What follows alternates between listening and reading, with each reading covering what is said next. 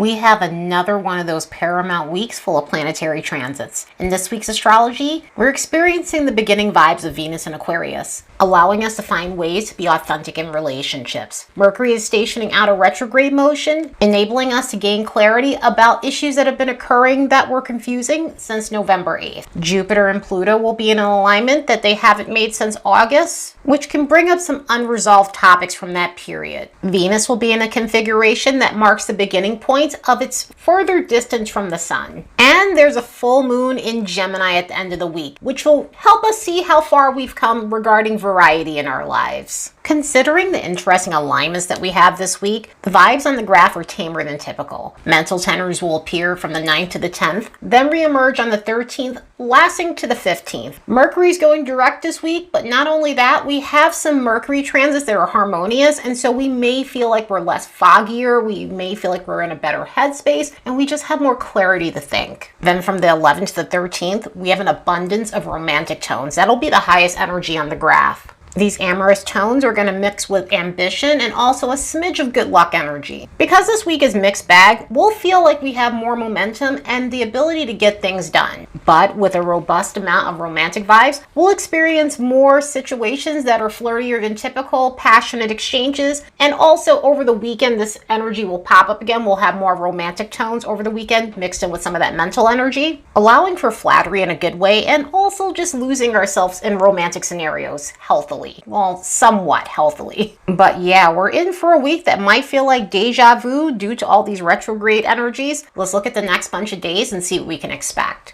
Don't forget to like and subscribe because it helps this channel grow. Also, if you're looking for a natal chart reading or intuitive coaching, the links will be in the description box below. And if you'd like to support the work of this channel, you could do so by buying me a fresh cup of coffee. The link will be in the description box below as well. Since December 7th, Venus has been in Aquarius. So we've been in this energy for approximately the last 48 hours. We left the cautious approach of Venus in Capricorn and now in a progress-oriented sort of Venusian energy. So a combination like this is going to really rev up the need for advancement. It's going to rev up the need for finding solutions to long-standing complexities in our love lives and looking at things from a different angle when it comes down to our relationships of all kinds. Plus, it can have us looking at Venus scenarios in a more inventive sort of way. So anything to do with finances, self-worth, relationships, of course, what we value, our enjoyment, how we adorn ourselves, how we splurge, a lot of that will be taken over with an Aquarian lens rather than the Capricorn energy we've been in for the last 3 weeks. So if you needed an excuse to get out of the monotony of your life and redesign your situations, this is the perfect energy for that. And the cool thing about this energy, it's not about guessing games. When we get this type of energy, we have this sudden eureka moment about what needs to be adjusted. So through this period, we may come to some realizations on how to get out of stale periods in our lives. Relationship-wise, this is going to put an emphasis on all of our relationships. All Venus transits and pairings with signs do that, of course. But in Aquarius, it really puts extra emphasis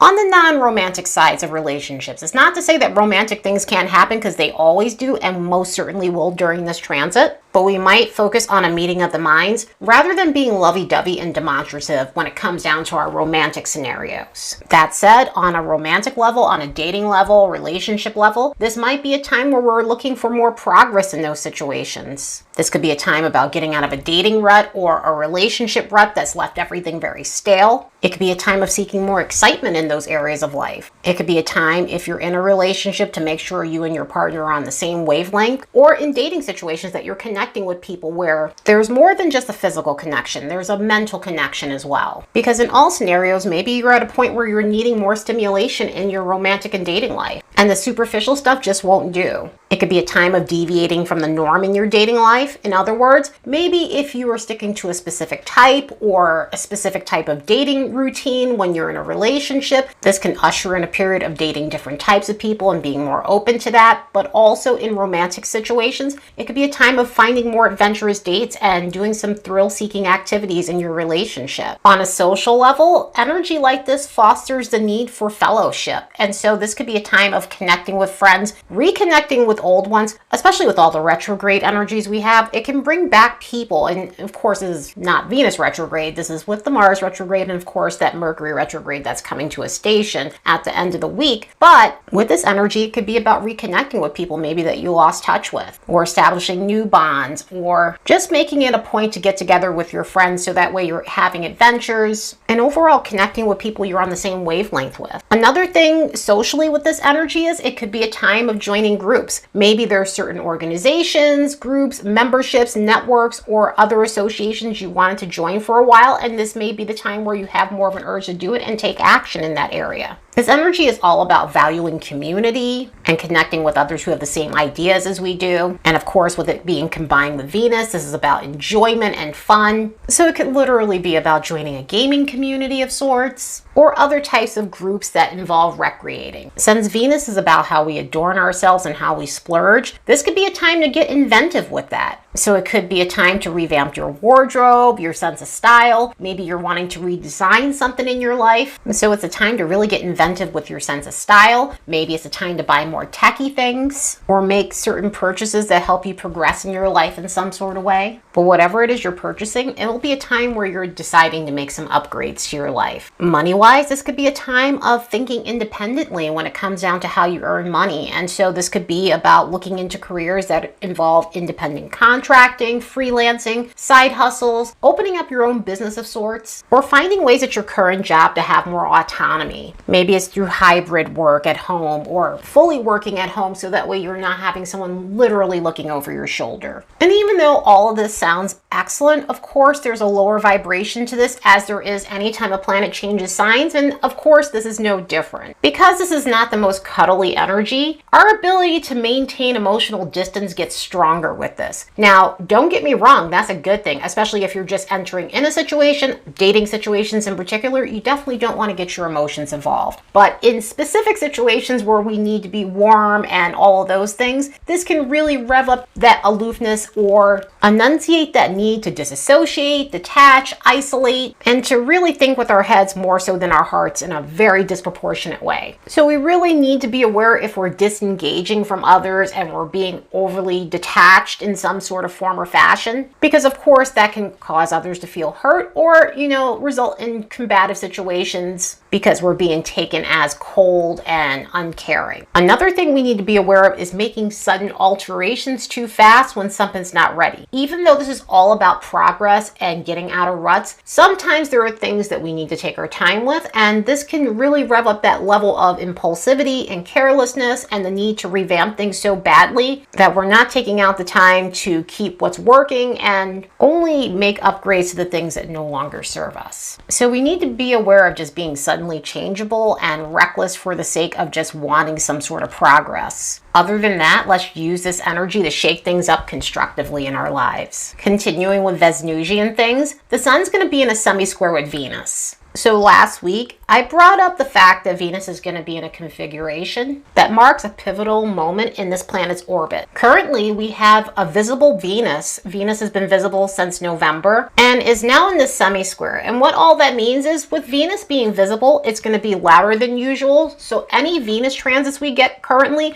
are going to feel more potent than typical for a while. But not only that, this is the beginning stages of Venus going into its greatest elongation from the sun. And what that means is Venus will be traveling a further distance from the sun. Also starting now, this planet is slowly decreasing its speed for its upcoming retrograde at the end of February. So this is exactly why we have a louder Venus. It's on the other side of the sun and it's slowing down. And once these planets start slowing down, they have more potency to them. So going forward over this next 6 months or so, there's going to feel like there's more of a sense of urgency regarding Venusian topics such as relationships of all kinds, finances, values, self-respect, talent, enjoyment, and self-worth. But another thing to note, the other cool thing about this phase is because Venus is visible, think of all the cool astrophotography moments we'll have, especially with the visibility of Mars, Jupiter, and Saturn will also be visible as well. So the night sky is going to look really radiant. Over the next 5 days, we have some sun alignments occurring. The sun's going to make alignments with Mars, Chiron, and Uranus. And so when I was saying retrograde vibes this week, all of these transits tie in with inverse cycle moments. So some of the themes to do with these alignments could feel like deja vu, and it could feel like turning point moments. On the 10th, the sun's going to make a trine with Chiron, marking the countdown for this planet to go out of retrograde. So at the end of the month, Chiron's going out of its retrograde period. And this kind of alignment, this trine with the sun, could mark a period where we're recognizing the actions that we need to take to heal whatever might have been causing our confidence to plummet, and other ways to improve our sense of self, other ways to improve our authenticity, and the importance of not fading to the background and standing out for our unique talents. Then around the 12th, the sun is going to make a connection with Mars that could feel uncomfortable, and more so because, well, this is kind of mixed bag. It's mixed bag in the sense where tempers, moods, and other fluctuations can certainly flare up, especially to do with ego issues, overconfidence, throwing one's weight around to feel important. So it can rev up those types of things, and also carelessness and impulsive behavior. But this does bring in a fun tone to it if we're being constructive about it. So the need for adventure, fun, and taking action on whatever we want is going to feel more revved up than typical. But again, we need to be aware of that because this is tied into the Mars retrograde, and sometimes it could be about ramifications for those things I mentioned regarding arrogance and the need to be impetuous about things. By the time we get to the 15th, the sun's going to quincunx Uranus. So this ties into the Uranus retrograde cycle and marks the eventual slowing down of this planet. Uranus is going to go direct around the end of January or so. But before it does that, an alignment like this can help us re-examine discrepancies in our personality, issues with doing things for shock value, having a difficult time being our authentic self, and the urge to shake things up even if it brings chaotic situations. And energies like this really show us where we lack self-awareness regarding all of these things, and can really mark a period where things feel a bit topsy-turvy. Circling back to the 12th, not only is the sun in a sesquiquadrate with Mars, but Venus is going to be in an opposition with Mars, and this can really rev up theatrical scenarios in relationships. This will be the only opposition we're getting during this retrograde, so it's a one-time hit sort of deal. And this is because Mars is in retrograde and won't connect with Venus in this type of alignment, and also Venus is in its own cycle where it's going to be further away from Mars in that sense. So these two won't connect in opposing signs for quite some time. But one of the reasons why we were getting all that romantic energy is because of this alignment and some of the other alignments that are occurring throughout the week. On a constructive level, this is excellent for revving up passion, fun, adventurous exchanges and relationships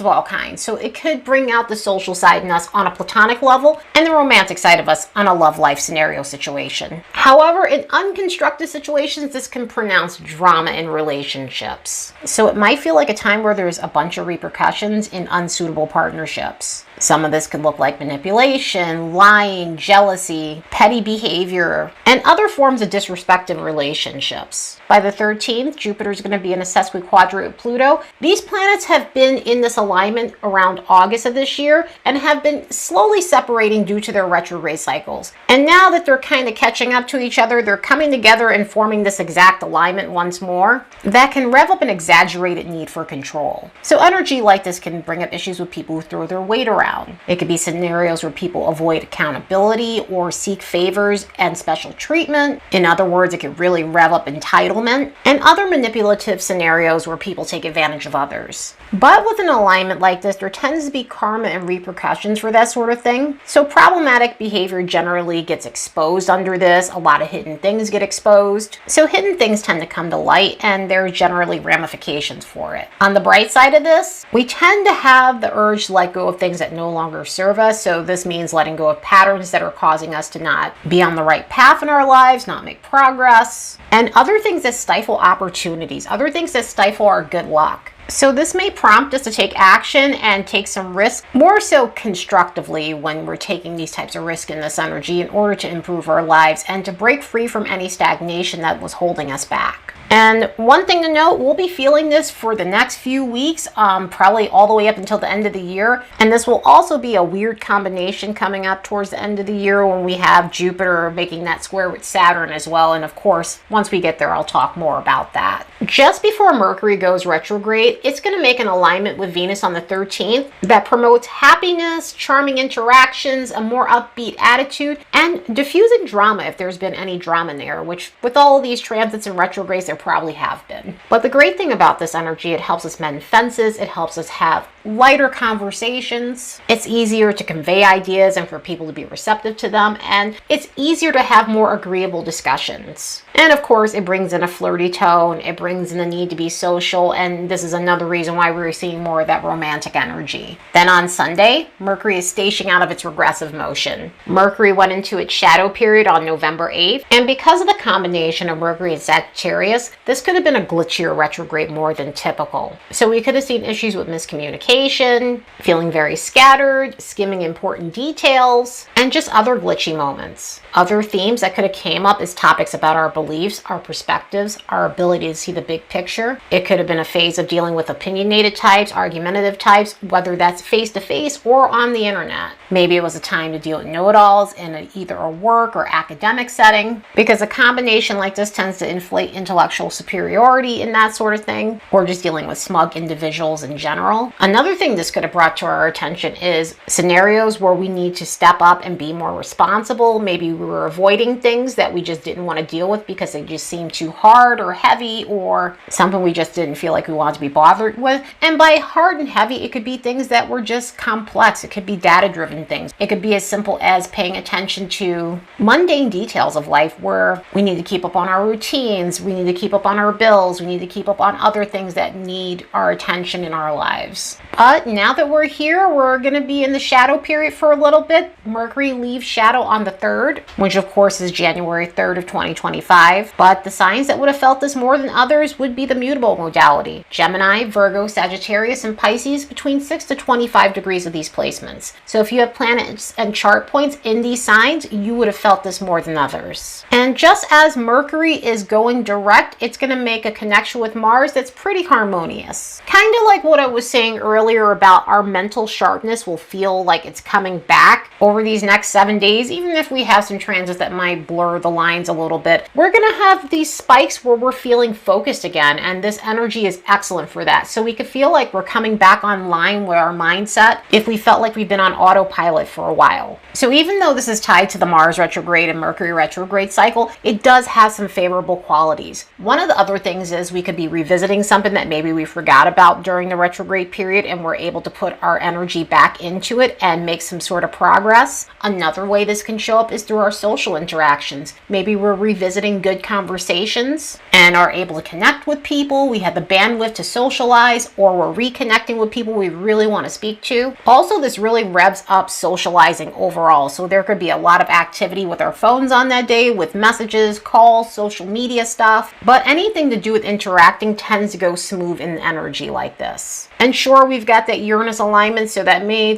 throw things off a bit, but for the most part, hopefully this energy is mitigating some of that Sun-Uranus situation that's going on that 15th. But overall, this has been a decent week to revise things that got jumbled up over the last month, and even though we're still in a Mars retrograde period, we might feel like we're shaking off some of the stagnant stuff over the last month or so. Anyway, I hope you all have the best week ever. Later, and see you in the next episode.